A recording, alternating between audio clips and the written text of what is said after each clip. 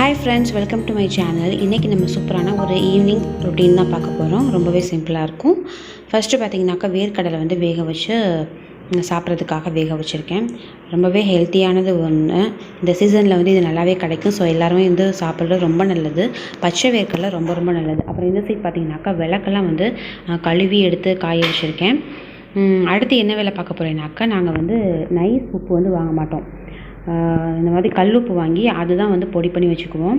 இந்த கல்லுப்பில் தான் வந்து ரொம்பவே சத்து இருக்கும். அதுக்காக இது வந்து பார்த்திங்கனாக்கா ஆர்கானிக் ஷாப்லேருந்து வாங்கிட்டு வருவோம். ஸோ அந்த கல்லுப்பு வந்து ரொம்பவே நல்லாயிருக்கும். அதுக்காக நாங்கள் இதை தான் வந்து எப்போதும் பொடி பண்ணி வச்சுக்கிறது.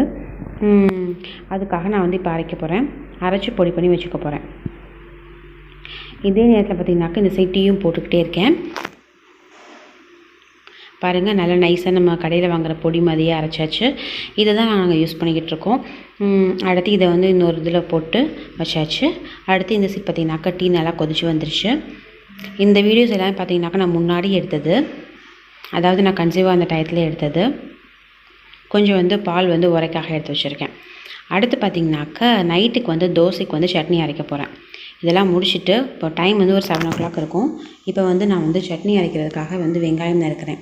இது வந்து பார்த்திங்கனாக்கா அரிவாள் மனை அப்படின்னு சொல்லுவோம். இதில் வந்து நறுக்கிறது ரொம்பவே பெண்களுக்கு நல்லது. அதுவும் கன்சீவாக இருக்கும்போது பெண்கள் நம்ம வந்து எப்போதும் கத்தியில் நறுக்குவோம், நின்றுக்கிட்டே நறுக்குவோம்ல, ஷாப்பிங் போர்டில் வந்து நறுக்குவோம். அந்த மாதிரிலாம் நறுக்காமல் இந்த மாதிரி உட்காந்து ஒரு காலை நீட்டி ஒரு காலை மடக்கி உட்காந்து நறுக்கிறது நமக்கு வந்து கர்ப்பப்பைக்கு வந்து அவ்வளோ ஒரு நல்லது. ஸோ இதை எல்லாருமே வந்து செய்யுங்க. நம்ம இதெல்லாம் வந்து மறந்துட்டோம். ஸோ இது மாதிரி வந்து செய்யும்போது நம்ம கர்ப்பப்பை வந்து ரொம்பவே ஹெல்த்தியாக இருக்கும். இந்த மாதிரி பிசிஓடி இந்த மாதிரியான விஷயங்கள் எதுவுமே வந்து இல்லாமல் போயிடும். ஸோ இதை வந்து எல்லாம் ட்ரை பண்ணுங்கள். அட்லீஸ்ட் வந்து கொஞ்சம் எப்போதும் செய்யலாட்டியும் கொஞ்சம் லீவ் நாளில் இருக்கிற டைம்லையாவது வந்து இந்த மாதிரி அரிவாள் மனை யூஸ் பண்ணி வந்து காய்கறிகளை நறுக்க வந்து கற்றுக்கோங்க. இதெல்லாம் வந்து நம்மளோட பாரம்பரியமான விஷயங்கள். ஸோ அதை வந்து கொஞ்சம் செய்யுங்க. அதில் வந்து பார்த்திங்கனாக்கா வெங்காயம், தக்காளி, பூண்டு இதெல்லாம் வந்து நறுக்கிட்டு இருக்கேன். ரொம்பவே நல்லாயிருக்கும், சூப்பராக இருக்கும் இந்த சட்னி. அடுத்து வந்து இப்போ நம்ம வதக்க வேண்டியது தான். ஃபஸ்ட்டு கொஞ்சமாக எண்ணெய் விட்டுக்கலாம். நல்லெண்ணெய் போட்டுக்கிறேன். நல்லெண்ணெய் போட்டு வரமிளகாய் வந்து ஃபஸ்ட்டு வறுத்து எடுத்து வச்சுருவேன். எடுத்து வச்சுட்டு அதுக்கப்புறமா தான் வெங்காயம், பூண்டு இதெல்லாம் போடுவேன். ரொம்பவே சூப்பராக இருக்கும் இந்த கார சட்னி சாப்பிட்றதுக்கு. தோசை, இட்லி எல்லாத்துக்கும் ரொம்பவே சூப்பராக இருக்கும். ஸோ இது வந்து எல்லாருக்குமே தெரிஞ்ச ஒரு சட்னி தான். எங்களுக்கு வந்து ரொம்பவே பிடிக்கும். எங்கள் பாப்பாவுக்கு இது ரொம்பவே பிடிக்கும். ஸோ அதனால தான் இது செய்கிறேன் நான். அடுத்து பூண்டு, பெரிய வெங்காயம் அதெல்லாம் போட்டுக்கலாம். அதே போல் பார்த்திங்கனாக்கா கன்சீவாக இருக்கும்போது ரொம்ப ஹெல்த்தியான ஃபுட்டு தான் வந்து எடுத்துக்கணும்.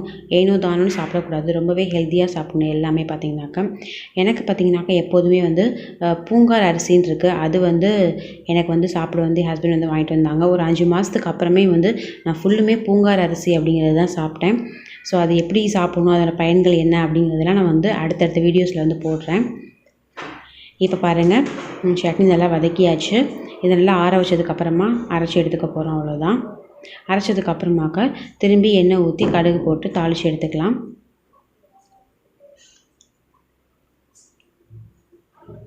இதை முடிச்சுட்டு பார்த்திங்கனாக்கா அடுத்து தோசை ஊற்ற வேண்டியது தான். ஃபஸ்ட்டு பாப்பாவுக்கு ஊற்றி கொடுத்துட்டு அதுக்கப்புறம் நாங்கள் ஊற்றி சாப்பிடுவோம். அவ்வளோதாங்க, சிம்பிளான ஒரு ஈவினிங் ரொட்டீன் தான். மோஸ்ட்லி இது மாதிரி தான் எல்லா வீட்லேயும் இருக்கும்னு நினைக்கிறேன். ஸோ கமெண்ட் பண்ணுங்கள், மறக்காமல் எப்படி இருக்குது அப்படிங்கிறதையும் சொல்லுங்கள்.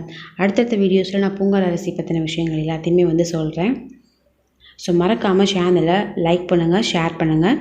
அதே போல் சப்ஸ்கிரைப் பண்ணி வச்சுக்கோங்க ஃப்ரெண்ட்ஸ்.